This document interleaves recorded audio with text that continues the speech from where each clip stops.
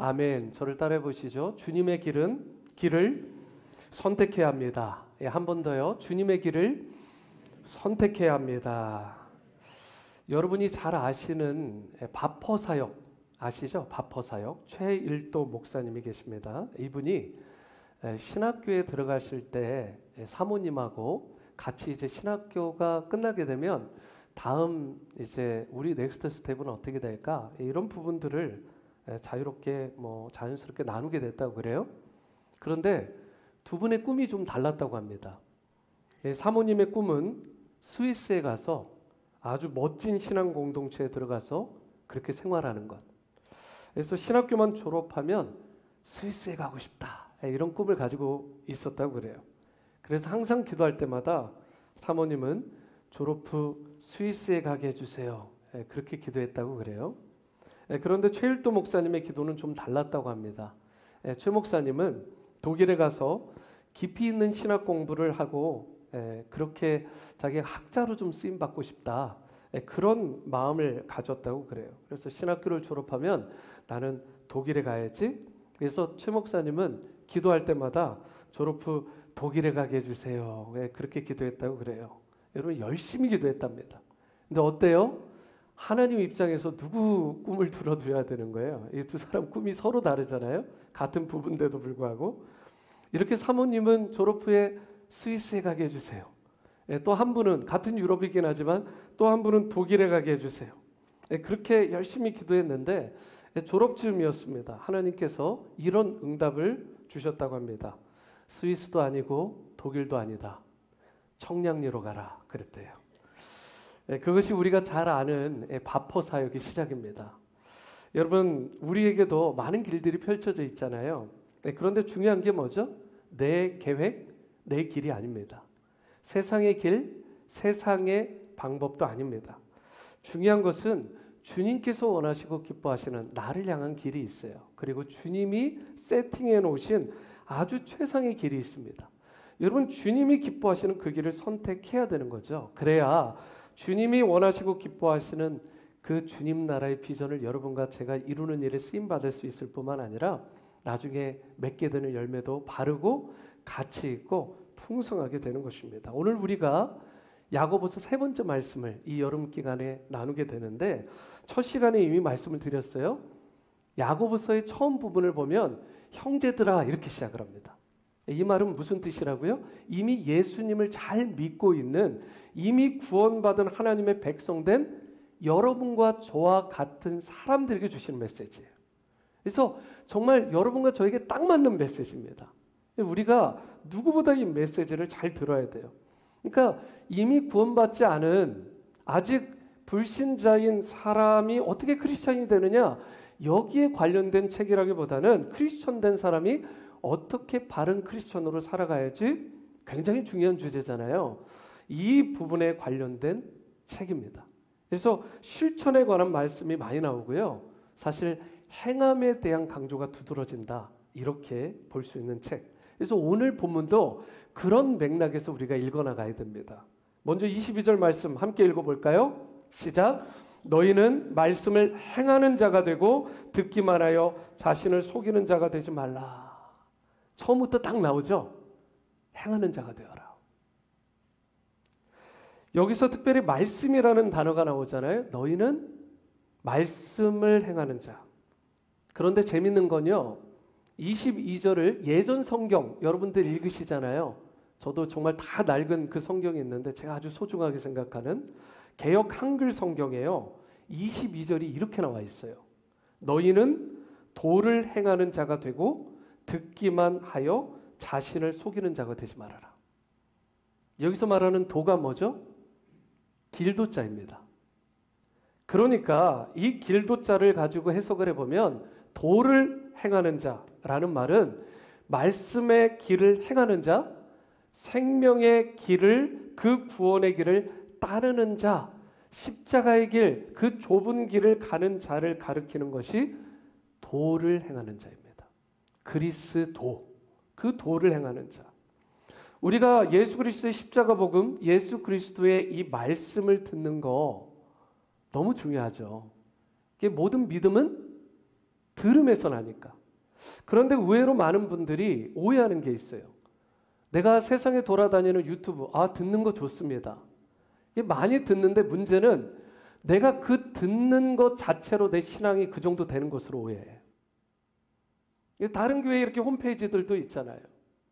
또 책들도 보고 그렇게 되다 보면 내 신앙 수준이 이 정도지 라고 생각하는 거예요. 여러분, 듣는 것과 십자가의 복음, 하나님의 말씀을 내가 받아들이고 행하는 수준까지 나가는 것은 완전히 다른 차원입니다. 다시 강조드리지만 믿음은 들음에서 나긴 나지만 내가 들어서 그 말씀을 행하고 순종하는 것은 다른 차원이라고. 그리고 그것이 야고보서에서, 아니 하나님의 말씀에서 강조하는 부분이에요. 내가 듣는 것과 행하는 것이 일치가 일어나는 시점. 그것이 바로 성도의 삶이고 신자의 목표가 되어야 되는 것입니다. 여러분, 오늘 본문에서도 뭐라고 되어 있어요? 듣기만 하고 그 십자가의 복음을 받아들이지 않는다면, 듣기만 하고 십자가의 길, 그 좁은 길, 말씀의 길을 따르지 않는다면 어떻게 된다라고 하느냐? 자신을 속이고 있다, 이렇게 얘기하고 있어요. 자신을 스스로 속이고 있답니다. 즉 행함이 없다면 아무런 소용이 없다라는 거예요. 아무런 능력이 나타나지 않습니다. 아무런 기쁨도, 아무런 평강도, 아무런 승리도 주어지지 않아요. 그럼에도 불구하고 의외로 많은 크리스천들이 예수님의 이 십자가의 길, 말씀의 길을 선택하지 않고 넓고 화려해 보이는 길, 소위 세상 사람들의 박수갈채를 받고 세상 사람들이 원하고 시세 많은 그 길, 세상의 길을 선택하고 추구하는 것을 보게 됩니다. 겉모양은 주님의 길을 선택하는 것처럼 말로는, 입술로는 주님의 길을 내가 가고 있다라고 말할지 모르지만 실제 삶을 조금만 들여다보면 세상의 길을 선택하는 것, 여러분 이것을 자주 보게 돼요. 그래서 진짜 맺어야 될 열매를 맺지 못하고 늘 불만족 가운데, 늘 불행한 가운데 살아가는 것입니다. 오늘 다시 말씀드리지만 이 책은 크리스찬임에도 불구하고예요. 예수님을 영접했음에도 불구하고 만족스러운 삶, 행복한 삶은 다른 차원이라는 거예요. 우리가 그것을 추구하며 살아가야 되는 거죠. 여러분, 이런 면에서 우리가 세상 길이 아니라 주님의 길을 걸어가는 게 너무나 중요한데요. 우리가 어떻게 할 때 세상의 길이 아니라 주님의 길을 선택하며 주님의 기쁨이 되는 삶을 살아갈 수 있을까? 오늘 주신 본문을 통해 이 부분에 대해서 함께 나누길 원합니다. 첫 번째로 주님의 길을 선택하며 살아가려면 우리가 먼저 해야 될 게 있어요. 악한 것들을 버려야 한다라고 말합니다. 내가 주님의 길을 따른다라고 말하면서, 주님이 기뻐하시는 그 길을 간다라고 말하면서 아직도 악한 것들을 제거하지 않으면, 내 삶에서 버리지 않는다면 주님의 길을 향해 기쁨으로 나갈 수 없다는 것이죠. 21절 상반절 보십니다. 그러므로 어떻게 하래요? 모든 더러운 것, 넘치는 악을 내어버려라, 이렇게 말을 합니다. 여기 더러운 것은 뭐예요? 하나님이 기뻐하시지 않는 부정한 삶, 불경건한 삶을 말하는 것입니다. 정결하지 못하고 불순하고 깨끗하지 못한 삶. 그런데 어떻게 하래요? 그러한 삶을 청산해라, 이렇게 이야기를 하는 거예요. 그러한 삶을 버리지 않고 주님의 길을 걸어갈 수도 없을 뿐더러 그러한 것들을 버리지 않고서는 우리 인생의 진정한 만족과 기쁨과 행복이 찾아올 수 없는 거예요. 모든 더러운 것, 넘치는 악을 버려라. 그 두 번째가 뭘 버리래요? 넘치는 악을 버려라. 이게 넘치는 악이 뭐예요? 이것은 마음속에서 쏟아져 나오는 잘못된 악한 생각들, 악한 마음들을 말하는 것입니다. 우리 마음속에요, 은근히 악한 것들이 꽤 있잖아요. 여러분 안 그러신가요? 자기도 깜짝깜짝 놀랄 때 있잖아요. 내가 왜 이런 생각을 하지? 싹 스쳐 지나가는 건 괜찮은데 그게 둥지를 틀어버리면 안 되는 거예요. 계속 누군가를 막 찌르고 있잖아요. 시기하고 질투하고 미워하고 판단하고 정죄하고. 음란한 마음일 수도 있고요. 그게 악독한 마음일 수도 있고 부정적인 마음일 수도 있고, 그리고 오늘 성경에서 특별히 강조하는 건 뭐냐면 분노와 쓴마음, 화를 갖다가 확 내는 그런 분노들을, 그런 악한 것들을 버려야 된다, 이렇게 이야기를 하고 있어요. 이거 왜요? 결코 주님이 기뻐하시지 않는다라는 것입니다. 그래서 19절과 20절 말씀을 보실까요? 내 사랑하는 형제들아, 너희가 알지니 사람마다 듣기는 속히 하고 말하기는 더디하며 그 다음에 성내기도 더디하래요. 올 여름에 성낼 일이 얼마나 많겠어요. 날도 덥겠다. 짜증도 제대로 나잖아요. 땀이 삐질삐질 나고 하기 싫은데 뭔가 해야 되고 뭐 그러면. 그런데 뭐라고 하세요? 여러분 이미 경고의 메시지를 줍니다. 성내기를 좀 더디해라. 사람이 성내는 것이 왜요? 하나님의 의의를 이루지 못하기 때문에, 하나님의 기쁨이 되지 못하기 때문에, 크리스찬다운 삶이 아니기 때문에 성내는 것, 여러분 삼가해야 되는 것입니다. 여기 보시면 성내는 것, 하나님의 의를 이루지 못한다라고 했잖아요. 그렇기 때문에 당연히 예수 믿는 여러분과 저는, 우리 자녀들은 성내는 마음, 분노하는 마음 우리가 버려야 되는 것입니다. 가장 성을 많이 내는 데가 어디예요? 가정이죠.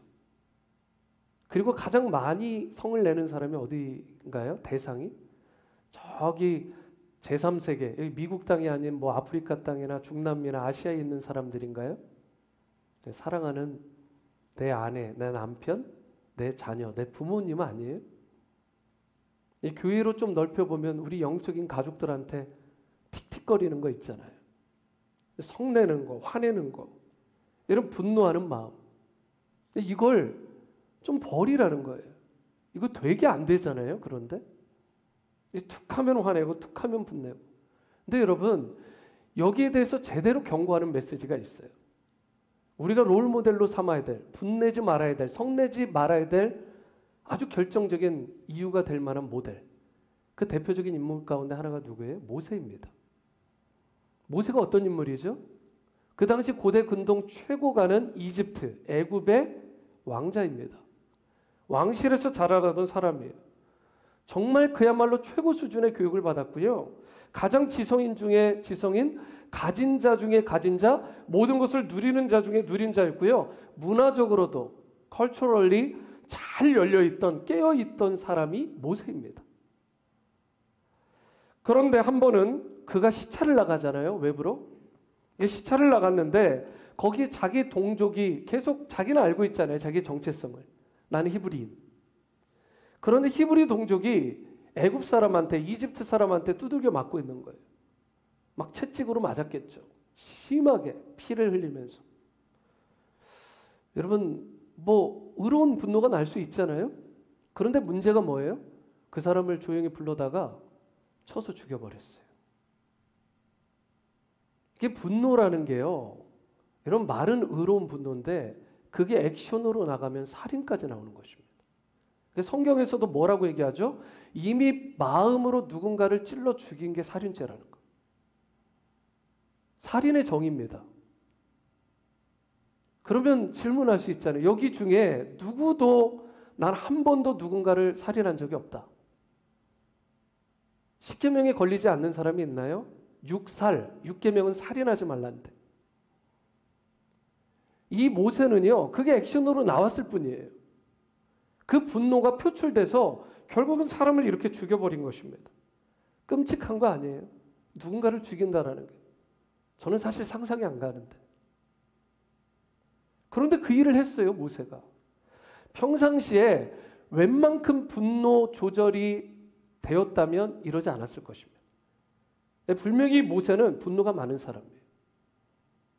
최고 가는 것들을 누렸음에도 불구하고, 모든 것을 다 갖췄음에도 불구하고 이 부분이 안 됐어요. 그러니까 화가 나니까 컨트롤이 안 되고 쳐서 죽인 것이라고요. 그로 인해서 결과론적으로 어떻게 돼요? 이 사람이 미디안 광야로 쫓겨나잖아요. 왜요? 이 히브리 사람들은 종인데 종을 보호한다는 명목하에 진짜 정작 이집트 사람을 죽였거든요. 미디안 광야로 쫓겨갑니다. 거기서 몇 년 동안 있었죠? 여러분 아직 나이 40 안 되신 분들 꽤 있잖아요. 얼마나 긴 시간이에요? 39살까지도. 근데 무려 40년입니다. 여러분들의 인생을 웬만한 걸 다 쏟아부어도 이게 부족할 만한 이 시기를 광야에서 그냥 소위 날린 거예요.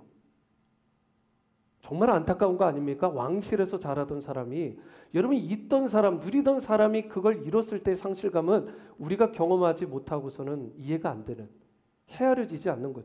최고 가는 왕실에서 아무것도 없는 여러분 광야에서 목동 생활을 한 거예요. 오물 만지작하고 여러분 양들을 이 사자와 곰과 이리로부터 보호하면서 목숨 걸고 보호하면서 내가 여기 왜 있지? 나는 누구지? 뭐 하고 있지? 수없이 질문하지 않았겠어요? 그런데요, 하나님은 그런 광야에서 미디안 광야에서 무려 40년 동안이나 훈련받고 또 훈련받아서 나는 아무것도 아니다. I'm nothing 이라고 고백되어지는 그 모세. 혈기도 다 빠져버리고 미움도 다 빠져버리고 분노 조절이고 뭐고 분노할 것도 없고 모든 것들이 다 빠져가지고 솔직히 육체적으로 힘조차 없던 나이 80에 그 모세를 부릅니다. 우리가 수도 없이 읽고 감동하고 있는 엑소더스, 출애굽의 그 위대한 사명을 이루는 일에 이 80의 노인을 불러요. 그리고 그 일을 이루십니다. 여러분과 저를 부르시고 하나님께서 그분의 나라를 위해서 그분의 비전과 뜻을 위해서 쓰실 때도 똑같은 것 같습니다. 내가 세상적으로 뭔가를 할 수 있다라고 생각할 때, 내가 혈기가 있을 때, 내 자아중심적인 사고로 꽉 차 있고 I'm nothing이 아니라 I'm something이라고 생각하는 그 순간에는 하나님 부르실 수 없어요. 그런데 나는 아무것도 아니라고. 내 육체의 쇠잔함으로 인해, 상황의 형편으로 인해 하나님 앞에 저는 아무것도 아닙니다라고 납작 엎드리는 그 사람. 그 인생을 오히려 하나님께서 빚으시고 또 빚으셔서 질그릇과 같은 그 인생을 여러분과 저를 빚으셔서 엑소더스와 같은 수많은 사람들을 살리고 수많은 사람들을 적과 꿀이 흐르는 가나안 땅으로 이끄는 그런 위대한 모세와 같은 인생으로 사용하시는 줄로 믿으시기 바랍니다. 이 여름에 우리 힘 빼기 했으면 좋겠어요. 자기 혈기, 성질내는 거, 특별히 집에서 사랑하는 자기 아내, 남편, 자녀, 부모에게 좀 이렇게 화내거나 긁지 마시고 이 여름을 정말 주님께서 주시는 그 온유함으로, 겸손함으로 잘 옷 입으시고 그렇게 모세처럼 그 온유함이 지면에 가장 승한 자라고 평가받았던 이 놀라운 반전이 있는 인생과 같이 저와 여러분들이 변화받을 수 있게 되기를 바랍니다. 오늘 여러분과 제가 하나님의 길을 선택하기 원하고 정말 주님의 길을 따르기 원한다면 내 안에 하나님께서 기뻐하시지 않는 것을 먼저 버릴 줄 알아야 돼요. 특히 분노와 이 혈기들, 그리고 자기중심적인 이 생각들 버려야 되는 것입니다. 그럴 때 세상의 길이 아니라 주님이 원하시고 기뻐하시고 여러분과 저를 위해, 나를 위해 디자인하신 그 주님의 길로 여러분과 제가 걸어갈 수 있게 되고 주님의 영광의 그 임재 앞에 바로 서는 축복된 인생으로 쓰임받게 될 줄 믿습니다. 두 번째로 우리가 주님의 길을 선택하며 살아가려면 어떻게 해야 되느냐? 이 버릴 것은 이렇게 버려야죠. 악한 것들은 버려야 되는데 또 채워야 될 게 있어요. 무엇을 채워야 되느냐?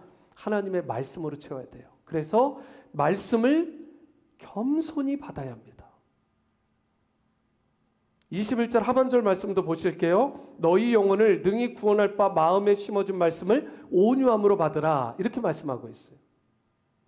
그런데 우리가 가진 개역 개정판에는 온유함이라고 번역을 해놨는데 현대인의 성경이라든가 이 새 번역과 같은, 그리고 NIV 버전과 같은 성경, 킹 제임스 버전과 같은 성경을 보시면 겸손함으로 번역해놨어요. 저는 이 번역이 더 좋은 것 같아요. 그러니까 말씀을 받을 때 겸손하게 받으라는 거예요. 이게 겸손함으로 받는다라는 게 뭐예요? 하나님 말씀하시면 순종하는 거예요. 토달지 않는 거예요. 가감하지 않는 것입니다. 하나님 말씀하시니까 순종하는 거예요.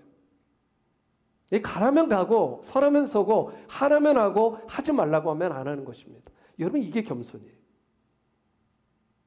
이 교만한 사람의 특징은 뭐예요? 자꾸 토를 달아요. 자기 생각으로, 자기 뜻으로, 자기 경험으로, 자기 철학으로. 이런 사람은 주님의 길을 걸어갈 수 없어요. 열매 맺지 못합니다. 여전히 세상 길을 추구하는 사람, 내 길을 추구하는 사람, 나를 자랑하고 나를 높이는 인생이죠. 하지만 주님의 길을 걸어가는 사람은 하나님의 말씀이 들릴 때 그 말씀을 겸손하게, 험불하게 받는다라고 말씀하고 있어요. 저는 다시 강조드리지만 이 여름에 저와 여러분들이 버릴 것은 그 성질과 그 분노와 그런 상처들은 좀 버리고 이렇게 하나님의 말씀은 겸손하게 받는, 여러분, 어린아이들에게 있어서 이 VBS가 그런 시간 아니에요? 하나님의 말씀을 겸손하게 아이들이 받는 시간입니다. 잊혀지지 않는 시간, 계속 기억되는 시간, 그게 VBS. 유스 때는 리트릿. 여러분, 이런 시간들을 통해서 하나님의 말씀을 받는 거죠. 그리고 하나님의 말씀을 겸손하게 받으면 내 마음, 심령이 더 겸손해지고 우리 자녀들이 더 겸손해지고 하나님의 음성이 더 선명하고 분명하고 정확하게 들립니다. 순종도 안 하려고 하는데 겸손하지 않고 교만한 사람한테 하나님 음성 들려주시겠어요? 그분의 계획을 굳이 가르쳐 주시겠어요? 그분이 예비하신 그 복을 약속대로 줄 수가 있을까요? 아니요. 천만의 말씀입니다. 줄 수 없어요. 하지만 겸손히 하나님의 말씀을 받는 우리와 우리 자녀들을 하나님께서 주목하시고 그분이 예비하신 놀라운 복을 우리에게 허락해 주시는 것입니다. 여러분, 출애굽이 일어났죠? 그리고 광야 40년 동안 이스라엘 백성들 하나님께서 다 예비해 놓으셨어요. 분명히 약속하셨습니다. 너희들에게 젖과 꿀이 흐르는 땅을 내가 예비해 놨다. 그런데 무슨 일이 일어나요? 광야에서 수도 없이 하나님 앞에 불순종하고 하여튼 지지리도 하나님의 말씀 듣지 않아요. 그런데 문제는 이게 우리의 모습이잖아요. 이런 광야 가운데 이스라엘 백성들 하나님 말씀 불순종하고요. 가데스바네에서 정탐꾼을 보냈다가 왔더니 10명이 막 울고불고 난리 나니까 온 이스라엘 백성이 완전히 장례식장이 돼버려요. 여호수아 갈렙이 이야기를 했는데 그 말씀에, 하나님의 말씀, 곧 하나님의 그 음성에 귀 기울이지 않습니다. 다 잠식해 먹어요. 그리고 하나님에 대해서 원망하고 이 여호수아 갈렙을 돌로 쳐서 죽이려고 하고 모세를 죽이려고 합니다. 그래서 무려 38년 6개월까지 더해서 총 40년을 그 광야에서 배회하는 비참한 신세가 되고 마는 거예요. 여러분과 제가 인생 가운데 정말 이 중요한 레슨, 이스라엘 백성이 하나님의 말씀을 거부하고 불순종했던 모습이 혹시 내 안에 있는 건 아닌가? 자꾸 이렇게 말씀을 밀어내고 자꾸 따지고 내가 순종하지 않고 그러다 보면 유리하고 방황했던 40년 동안 광야 생활하면서 정말 비참하게 살다가 헤매이다가 심지어 죽는 일까지 발생했던 여호수아 갈렙을 빼고는 믿음의 1세대라고 불려졌던 그 세대가 다 죽었잖아요. 얻는 게 없잖아요. 결국 못 들어갑니다. 그 불평과 원망 때문에. 여러분, 이런 인생이 되는 거 비참한 거 아니에요? 하나님의 백성이라고 불려지는 여러분과 제가 이 땅에서 하나님께서 그분의 길을 걸어감으로, 우리가 걸어가게 하심으로 말미암아 이루고자 하시는 하나님의 뜻과 계획과 비전이 있잖아요. 그거 이루며 좀 살고 그거 이루며 열매 맺으며 우리가 기쁨으로 인생을 마무리해야 되지 않겠어요? 이대로 끝낼 수는 없잖아요. 단 한 번뿐인 인생인데. 그렇다면 바로 이 이스라엘 백성들이 광야 40년 기간 동안 과연 저들이 그렇게 하나님 앞에 불순종하고 원망하고 그렇게 불평했던 그 죄악의 사슬들, 이 악순환들 우리가 따르지 말아야 되는 것입니다. 철저하게 하나님의 말씀을 듣고 순종해야 되는 것. 말씀을 들으면 살고요. 말씀을 들으면 축복받는 거예요. 그렇지 않으면 하나님께서 예비하신, 여러분과 저를 위해서 예비하신 복이 있다고요. 그런데 그 복을 받지 못하게 되는 것입니다. 믿는 사람임에도 불구하고. 예수님을 믿는 것과 하나님께서 예비하신 하늘의 복을 이 땅에서 누리고 사는 것은 다른 차원이라고요. 다시 강조드리지만. 다 똑같이 받는 게 아닙니다. 똑같은 수준으로 누리는 게 아니에요. 그런데 그 결정적인 차원은, 그 분기점은 하나님의 말씀에 내가 얼마나 겸손하게 반응하느냐, 그걸 겸손히 받느냐 안 받느냐, 이것이 좌우한다라는 것입니다. 오래전에 중국에서 사역하시던 선교사님 한 분이 열차를 타고 가시다가 이 중국 분에게 복음을 전했어요.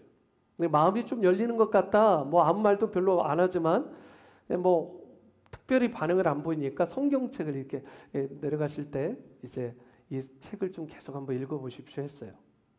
이 중국 사람이 뭔가 하고 딱 봤는데 딱 첫 내용부터 좀 뭔가 심상치 않아요. 막 얼굴이 빨간해지더니 화를 막 내는 거예요. 그러더니 이 사람이 막 중국말로 욕설을 하더니 성경책을 밖으로 집어 던졌어요. 기차 착착막으로 달리는데. 얼마나 선교사님이 낙심됐겠습니까? 상처가 얼마나 됐겠어요. 그 당시는 이렇게 지금도 그렇지만 공산치하에 있었고 들어가는 것도 어렵고 성경이 그게 들고 간다는 게 너무 어려운 시점이었는데 그 소중한 성경책을 밖에 그냥 버려버린 것입니다. 마음이 너무 아프고 그랬지만 얼굴이 완전히 달아올라가지고 잘못하면 이 폭력까지 행사하겠다 할 정도가 되니까 거기서 스탑하시고 기차에서 내렸어요. 몇 년이 흘렀습니다. 본인이 어느 지역을 갔는데 이 소식을 듣고 이 농부 한 사람이 왔어요. 선교사님을 찾아온 것입니다. 자신이 예수님을 믿고 싶은데 좀 구체적인 방법을 가르쳐 줄 수 없느냐고, 예수님을 영접하고 저는 침례를 받고 싶습니다, 이렇게 얘기를 한 거예요. 자기가 이 동네에 왔는데 그 전에 여기에 대한 히스토리가 없는데 선교사님이 온 적도 없는 걸로 알고 있고 참 오진데 여기서 한 농부가 예수님이라는 단어를 꺼내고 침례라는 단어를 꺼내니까 굉장히 퀘스천이 되는 거예요. 어떻게 예수님을 알게 됐고 침례에 대해서 알게 됐습니까? 라고 물으니까 농부가 대답합니다. 제가 몇 년 전에 밭에서 일을 하고 있었는데 지나가던 기차에서 뭐가 이렇게 확 하고 날아오더래요. 이 자기 앞에 딱 떨어진 거예요. 그래가지고 딱 잡는 순간 와, 이거는 되게 신성한 책이다, 이게 딱 느껴지더래요. 그래서 집에 가지고 가가지고 소중하게 한 페이지 한 페이지를 본 거예요. 그래서 읽다가 보니까 처음에 딱 깨달아진 게 있대요. 내가 죄인이구나. 근데 보통 말씀을 제대로 읽으면 이 반응이 나오죠. 그런데 여기서 끝나면 이 성경만큼 무겁고 힘든 책이 없죠. 근데 그게 아니라 다행히 이분이 복음서를 읽은 거예요. 읽으면서 무엇을 깨달았냐? 구약과 신약이 연결되는 것을 경험하고 그때 예수님이 어떤 분인지, 내 죄를 사하시고 내 죄의 문제를 해결하실 수 있는 유일한 분이 예수님이구나, 이걸 깨닫게 된 것입니다. 그럼에도 불구하고 이디오피가 네시아가 그 두루마리를 읽다가 잘 이해가 안 되는 부분으로 인해 빌립한테 이것을 좀 풀어서 설명해 줄 수 있느냐 한 것처럼 이 농부가 성경을 읽긴 읽었지만 궁금한 부분, 이 부분에 대해서 선교사님을 찾아 묻게 된 것이죠. 그리고 침례받기를 원한다, 이렇게 얘기를 한 거예요. 예수님 믿고. 여러분, 놀라운 일 아닌가요? 실제 있었던 일입니다. 선교사님의 간증을 통해 들은 이야기예요. 여러분, 뭐가 이 두 사람 차이예요? 한 사람은 똑같이 성경을 받았는데 한 사람은 얼굴이 막 상기돼가지고 화가 잔뜩 나가지고 성경책을 사창바도 던져버렸고, 다른 한 사람은 그 말씀을 거룩한 책, 신성한 책으로 받고 하나님의 이 말씀을 그러한가 상고하면서 겸손하게 그 말씀을 자기 심령에 받아들인 거예요. 여러분, 아무것도 아닌 것 같죠? 한 사람은 성경을 읽었고 한 사람은 안 읽었고 하나님의 말씀 받고 안 받고 별게 아닌 것 같지만 사실 그게 아닙니다. 이 두 사람의 운명이 완전히 달라진 거예요. 운명이 완전히 달라진 거예요. 여러분, 이 농부는 그 이후로 예수님을 잘 믿고 구원받아 하나님 나라의 일꾼으로 많은 사람들의 존경을 받고 수많은 사람을 죽게 돌아오게 하는 그런 귀한 역사의 주인공이 되었어요. 여러분 그렇지 않은 사람은요. 저주하고 하나님의 말씀을 무시하고 거절했던 인생은 두 사람의 운명이 완전히 갈라진 거죠. 그런데 오늘 야고보서요. 믿는 여러분과 저에게 다시 강조하잖아요. 하나님의 말씀이 우리 모두에게 각자에게 임한다고요. 우리 영어권 성도들에게도 임하고 우리 유스 자녀들, 칠드런 자녀들에게도 임하고 오후 1시에 드리는 러시아 컨그리게이션 그분들에게도 임하고 우리 모두에게 똑같이 임해요. 그런데 그 받아들이는 수용성에 따라서 얼마나 겸손하게 humbly 그 말씀을 받느냐에 따라서 맺게 되는 열매와 결실은 완전히 다르다는 거예요. 저는 제가 설교자로서 프리처로서 여러분과 저에게 원하는 게 있습니다. 정말 말씀을 가감없이 겸손하게 받자. 이 말씀은 이러니까 또 받고 요즘 예레미야 애가 말씀 힘들지 않으세요? 단 5장뿐인데도요 넘어가기가 너무 어려워요. 그런데 여러분 편식하면 안 돼요. 거기에 하나님 메시지가 있어요. 달짝지근하고 달콤한 것만 먹으면 몸 버립니다. 하나님의 말씀은 물론 버릴 게 없지만 창세기부터 요한계시록까지 하나님의 말씀을 우리가 가감없이 겸손하게 다 받아야 되는 거예요. 오늘 이 말씀을 통해서 저는 여러분과 제가 마음이 성령의 도우심 가운데 옥토박과 같이 되어서 그 말씀을 겸손하게 받는 역사가 있게 되기를 축복합니다. 그 말씀을 잘 겸손하게 받음으로 말미암아 주님의 그 주님이 말씀하신 그 길을 잘 따라가는 인생이 되고 주님께서 부어주시는 그 예비하신 아름답고 풍성한 복을 일평생 누리며 살아가시고 여러분들의 자녀들도 여러분의 가정도 우리 온누리 공동체도 주 안에서 잘 되고 복된 수많은 사람들을 주님 앞에 돌아오게 하는 일에 귀하게 쓰임받는 그런 은혜의 통로, 축복의 통로가 될 수 있게 되기를 주님의 이름으로 축원합니다. 세 번째이자 마지막으로 주님의 길을 선택하며 살아가려면 내가 버릴 건 버리고 내가 채울 건 채우지만 마지막에 클라이맥스죠. 야고보서의 정말 이 절정이 되는 그런 말씀, 경건한 삶을 행해야 한다라고 말씀합니다. 경건한 삶을 행하며 살아야 된다. 23절 말씀 보시겠습니다. 누구든지 말씀을 듣고 행하지 아니하면 그는 거울로 자기의 생긴 얼굴을 보는 사람 같다. 오늘날의 거울은 잘 보이잖아요. 깨끗하게. 그런데 예전에 이 당시 2000년 전 거울은 어땠어요? 구리가 있으면 구리를 갖다가 반질반질 문질러가지고 그걸로 보는 거예요. 여러분 양은 냄비 같은 거 이런 거 막 문질러가지고 보는 거하고 비슷하니까 그 얼굴을 봐봐야 뭐 잘 보이겠어요? 그러니까 상이 막 일그러지고 제대로 보이지 않는 거죠. 그런데 오늘 뭐라고 얘기를 하고 있어요? 누구든지 말씀을 듣긴 듣지만 행하지 않는 사람이 꼭 이와 같다는 거예요. 희미한 거울로 자기 얼굴 보는 것 같기 때문에 그렇기 때문에 제대로 자기의 실체, 내가 얼마나 죄인인지, 내가 얼마나 형편없는 상황 가운데 있는지, 내가 얼마나 소망 없는 상황 가운데 있는지 나의 실제 모습을 제대로 볼 수 없다라는 거예요. 행함이 없으면. 그러니까 여러분 믿음과 행함과 믿음은 분리될 수 없는 거예요. 동전의 양면도 아니라 하나입니다. 하나 그냥. 이걸 분리하려고 하는 그런 모든 작업 자체가 시도 자체가 이게 불순한 거예요. 이건 있을 수 없는 것입니다. 이거는 그냥 같이 가는 거예요. 딱 붙어 있는 거예요. 그런데도 이걸 분리해 버리잖아요. 내가 듣는 것이 내 믿음이라고. 내 신앙의 수준이라고 내가 이게 크리스천이라고 생각하는 거예요. 그런데 성경은 그렇게 얘기하지 않는다고요. 누구든지 말씀을 들어도 행하지 않으면 그것은 진정한 크리스천이 아니라는 거예요. 심각한 말씀이에요. 희미한 거울로 자기의 얼굴을 보는 것 같다. 이게 무슨 말이에요? 자기의 지금 실존, 자기의 지금 상태를 제대로 점검하지 못한다라는 메시지죠. 이런 거예요. 나는 이 정도면 괜찮은 사람 아닌가? 저 이런 사람 정말 많이 만납니다. 나 이 정도면 괜찮은 크리스찬 아니야? 그래도 내가 주일에 예배도 나오고 그 뭐 교회에서 좀 봉사도 좀 적당히 하고 내가 뭐 말씀 배우는 자리에 있으면 이거 나쁘다는 얘기가 아니고요. 이 마음이죠. 마음. 여러분 마음이 그런 마음으로 하게 되면 나 참 그래도 괜찮아. 그래서 거기서 딱 적당한 수준에서 멈추는 거예요. 더 이상 영적 성장을 이루지 않습니다. 오늘 스테이시 집사님이 기도하신 것 가운데 이 우리가 growth라는 단어, 이 성장이라는 단어를 얘기하죠.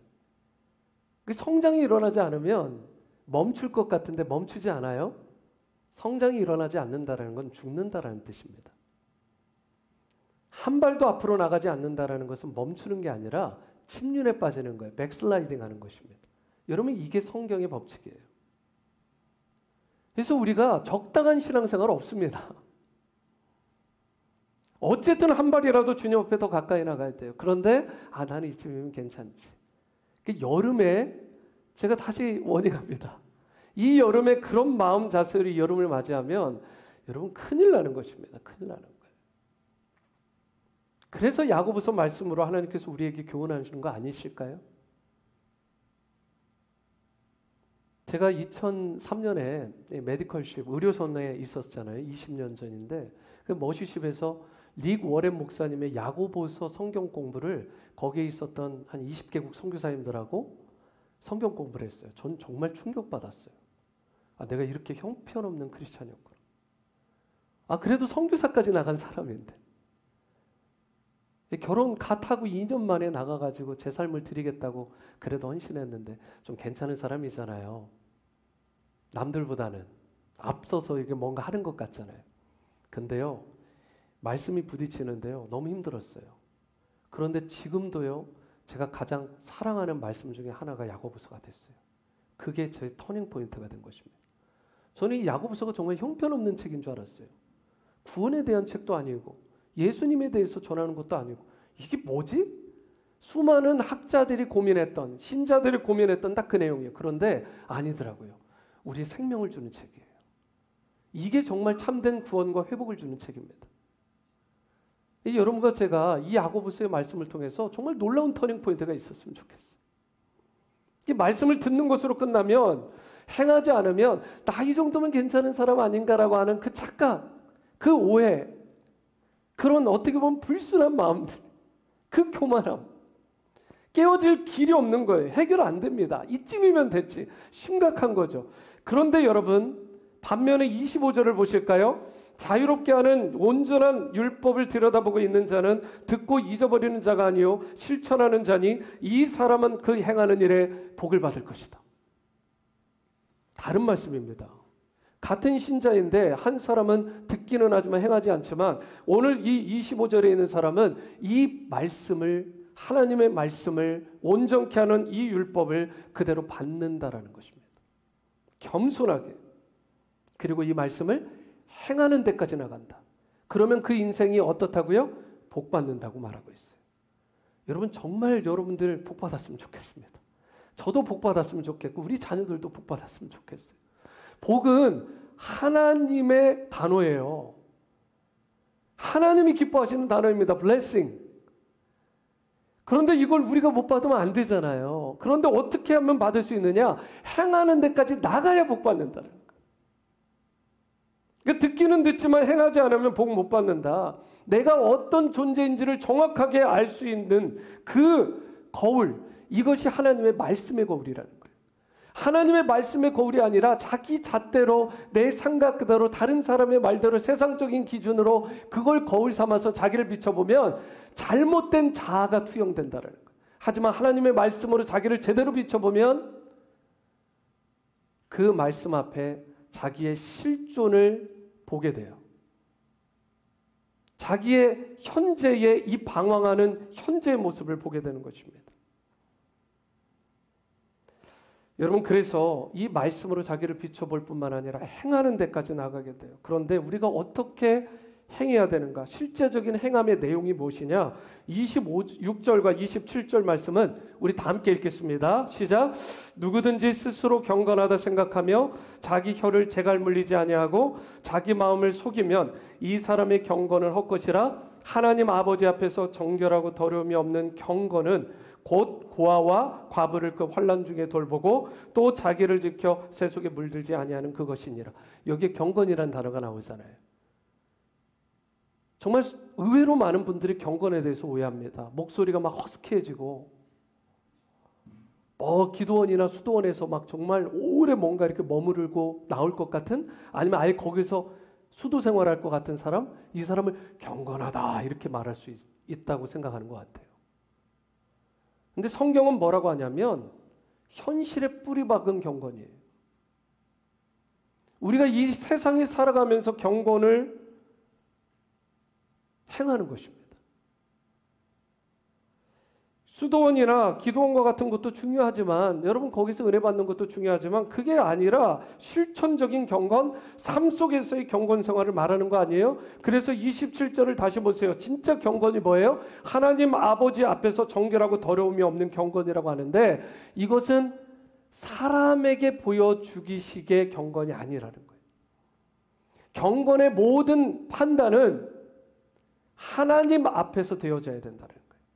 사람이 보내는 박수갈채, 경건하게 사신다, 참 괜찮은 크리스찬이다, 이렇게 되고 싶어요, 저렇게 되고 닮고 싶어요, 막 그런 사람들이 박수 쳐주는 거, 여러분 일시적이고 오래가지 못합니다. 그거 진짜 아니에요. 그걸로 격려받기도 하지만 진짜는, 그 평가는 하나님 앞에서의 경건의 평가라는 거. 코람데오, 하나님 앞에서. 그분이 보실 때 경건해야 진짜 경건이라는 거예요. 그래서 진짜 경건은 사람들이 볼 때의 경건도 중요하지만, 사람들이 안 볼 때 하나님과 나와 1대1로 있을 때, 그게 진짜 경건인 거죠. 은밀한 중에 보신 하나님. 하나님이 알아주시면 되는 것입니다. 선한 일을 하면서 낙심하지 마세요. 사람들이 알아주는 것, 그걸로 하는 봉사, 그걸로 하는 전도 선교, 그걸로 하는 신앙생활, 여러분 순간적이고 일시적이고 오래가지 못합니다. 그냥 하나님이 알아주시면 된다라는 거, 하나님이시면 족하다라는 거. 그래서 그냥 그게 좁은 문인데, 좁은 길인데 주님께서 주신 그 십자가 지고 내가 가는 거예요. 그게 바로 주님의 그 길을 따르는 사람의 모습이라고요. 그렇다면 우리가 경건을 행해야 될 대상은 누구냐는 거예요. 선을 베풀어야 될 대상, 27절 다시 보시면 고아와 과부라고 되어 있습니다. 이게 문자적으로 오늘날 고아와 과부가 아닙니다. 당시에는 물론 지금보다 고아와 과부가 훨씬 더 어려웠어요. 당장 먹고 사는 부분도 힘들었고 사회적으로 더 소외되었고요. 돌봐줄 사람이 없었습니다. 이런 의미에서 그 당시 고아와 과부는 누군가의 도움이 절실한 사람들의 대명사라고 말할 수 있는 거예요. 오늘날로 이야기하면 우리 주변에도 그런 사람이 많잖아요. 여러분과 저의 도움이 아니고서는 살아갈 수 없는 존재들. 정말 우리가 반드시 도와야 될 그 사람들이 바로 오늘날의 고아와 과부인 것입니다. 세계 4대 시성이라 불려지는 단테가 있죠. 이 단테 신곡. 저도 이제 얼마 전에 다시 꺼내서 봤는데, 이 단테의 이 신곡의 유명한 도입부가 이렇게 시작이 됩니다. 인생길의 중간, 인생길입니다. 인생길의 중간에 나는 어두운 숲에서 옳은 길을 잃어버렸다. 이렇게 말해요. 방황이 느껴지지 않으세요? 여러분, 단테의 신곡이 공감을 느끼는 건 이게 한두 사람의 문제가 아니기 때문에 그래요. 이 단테의 신곡으로요, 그 이후의 석학들이요, 이거 가지고 얼마나 많이 연구했는지 몰라요. 정말 탁월한 책입니다. 여러분 시간이 되시면 꼭 한번 보시면 좋겠어요. 올여름에. 그런데 이 단테의 신곡에서 오늘날 이야기하는 게 뭐예요? 인생길에, 다시 한번 읽어드립니다. 인생길의 중간에 나는 어두운 숲에서 그만 옳은 길을 잃어버렸다. 자기는 잘 가는 줄 알았던 거예요. 내 길이 옳은 줄 알았던 거예요. 여러분, 왜 수많은 사람들이 막다른 골목까지 가서 자기 목숨을 스스로 끊습니까? 자기 길이 맞는 줄 알고요, 기업체를 일으키고 권력도 얻어보고 세상 사람들이 많은 성공을 이뤄봤는데 나중에 보니까 어두운 길에서 옳은 길을 잃어버린 거예요. 도대체 내가 가야 될 길이 무엇인가? 한참 열심히 온 것 같은데. 다시 말씀드리지만 자기 개발서 여러분 200권 300권 읽으셔요. 하지만 그 만드는 사람들조차도 자기가 무슨 길을 가는지 잘 모릅니다. 수많은 철학자들이요, 수많은 소위 성공한 사람들이요, 나중에 조금만 시간이 지나보세요. 자기는 행복 전도자라고 이야기했던 사람이 어떻게 그 삶을 마감했는지 아시잖아요. 행복 전도사인데, 수많은 강연을 나갔는데. 여러분, 단테의 이 말, 어두운 숲에서 옳은 길을 잃어버리는 것이 오늘날 모든 사람들의 사실은 실존입니다. 실존. 여러분은 어떠십니까? 예수님 안에서 바른 길, 그리스도 그 길을 찾으셨습니까? 아니면 아직도 내가 세상적인 길 찾고 화려해 보이고 좋아 보이는 거기에 여러분들 마음을 빼앗겨가지고 막 그냥 힘들고 무기력하고 불만족스럽고 그렇게 살아가지는 않으십니까? 우리 인간 앞에 펼쳐진 많은 길들이 있어요. 선택지가 있습니다. 사람들은요, 그 길이 옳은 줄 알고 이 단테처럼 달려갔던 거예요. 열심히 달려갑니다. 다른 사람들이 달려가니까 달려가고요. 눈에 좋아 보이니까, 귀에 좋아 보이니까 달려가고요. 그것도 저것도 아니면, 아니 뭐라도 잡자. 인생 한번 이렇게 살게 됐는데 하여튼 뭐라도 잡자 해서 그 길로 행하는 거예요. 가다 보니까 어때요? 옳은 길을 잃어버린 거예요.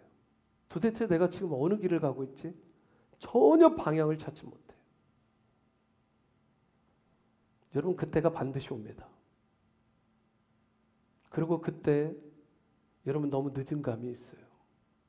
오늘 이 말씀을 통해서, 이 자리를 통해서 최소한 이 여름에 여러분들이 옳은 길, 주님의 길을 반드시 성령 안에서 찾을 수 있게 되기를 바랍니다. 비록 보기에 화려하고 대단해 보이는 세상 길이라도 그거 여러분 따르지 마시고, 실상은 그 길로 가면 망하는 거예요. 후회와 절망과 좌절과 고통밖에 없습니다. 죽음밖에 없어요. 영원한 죽음밖에 없습니다. 그 길로 가지 말아야 되는 것입니다. 반면에 주님의 길은 항상 옳습니다. 저를 따라해 보시죠. 주님의 길은 항상 옳습니다. 우리 주님의 길은 항상 여러분과 저에게 최상의 길이에요. 여러분 믿으십니까? 여러분들을 위해서 예비하신 그 길이 있어요. 그 길로 나가야 후회함이 없는 인생. 그러므로 세상 길을 멈추시고 주님의 길, 주님이 여러분들을 위해서 예비하신 그 생명의 길, 구원의 길로 나가시기 바랍니다. 그런데 여러분, 주님의 길을 가다 보면 우리가 항상 좋은 일만 있나요? 아니잖아요. 혹 고난에 찾아오기도 하고 문제와 난관에 봉착하기도 하는 것이 주님의 길을 걸어갈 때의 좁은 길이니까 특징이에요. 그러나 그때 포기하시면 안 됩니다. 끝까지 주님의 길을 선택하시는 여러분들 되시길 바랍니다. 그러할 때 주님이 원하시고 기뻐하시는 주님 나라의 비전을 이룰 수 있고 바르고 가치 있고 열매 맺는 삶을 살게 되는 것입니다. 찬양 중에 주가 보이신 생명의 길, 생명의 길이라는 찬양이 있습니다. 후렴 한 줄만 제가 읽어드릴게요. 나의 길 오직 그가 아시나니. 여러분 믿으십니까? 나의 길 오직 그분만이 아시나니. 나를 단련하신 후에 내가 정금같이 나오리라. 히브리서 6장에 보면 이르시되 내가 반드시 너에게 복주며 너를 번성하게 하고 또 번성하게 하리라는 기가 막힌 말씀이 있어요. 히브리서 6장을 펼쳐보시고 꼭 보세요. 아주 기가 막히잖아요. 복 주시겠대요. 번성하게 하고 또 번성하게 하겠다. 얼마나 축복의 말씀이에요. 그런데 제가 다시 말씀드리지만 편식하지 말라고 했잖아요. 말씀을 곡해하면 안 됩니다. 가감없이 보셔야 돼요. 바로 뒤에 이어지는 그 다음 구절이 뭔지 아세요? 그가 이같이 오래 참아 약속을 받았느니라. 그냥 복받고 그냥 번성하고 그냥 형통한 게 아닙니다. 오래 참아 그 약속, 그 축복을 받았다라는 거예요. 오래 참지 않고서는요, 그 정금과 같이 나오는 시간이 없고서는, 그 연단받는 과정이 없어서는 저와 여러분들이 하나님이 예비하신 그 놀라운 복과 번성과 형통의 복을 누릴 수 없는 것입니다. 우리가 범하는 최고의 실수 가운데 하나는 하나님이 주신 그 축복에는 너무 들떠 있어요. 하나님 복 주신 하나님. 그런데 문제는 그 뒤에 나오는 정말 중요한 말씀을 그만 간과해 버린다라는 거예요. 오래 참아 약속을 받았다. 오래 인내하고 참아 축복을 받았다. 모세는 40년, 다윗도 그 광야에서. 사랑하는 성도 여러분, 주님께서 여러분의 길을 아세요. 주님만이 여러분들의 인생의 최고의 길, 여러분들의 최고의 성공의 길을 기가 막히게 아십니다. 그렇기 때문에 주님을 의지하셔야 돼요. 주님께 물어보시기 바랍니다. 여러분과 저를 단련하신 후에 정금과 같이 나오게 하시는 거예요. 고난의 터널을 지나야 약속을 받고 축복을 누린다라는 것을 반드시 기억하시고, 그야말로 목이 타들어가는 듯한 그 갈증 속에서도 끝까지 최선을 다하시되 여러분의 힘으로만 끙끙대지 마시고요. 최선을 다하시되 누구보다 무엇보다 여러분을 잘 아시고 여러분의 길을 디자인하신 모든 문제의 참된 해결자가 되시는 그 예수 그리스도를 꼭 붙드시고 승리하시기를 바랍니다. 어떤 상황에서도 주님의 길을 선택하시고요. 세상의 길이 아니라 주님의 길로 나아가셔서 주님이 베푸시는 빛나는 메달을 거는 인생, 세상에서도 승리하시는, 승리의 면류관을 쓰는 인생, 주님께서 예비하신 그 축복을 풍성히 누리는 여러분과 저의 삶이 다 될 수 있게 되기를, 우리 자녀가 될 수 있게 되기를 주님의 이름으로 축원합니다.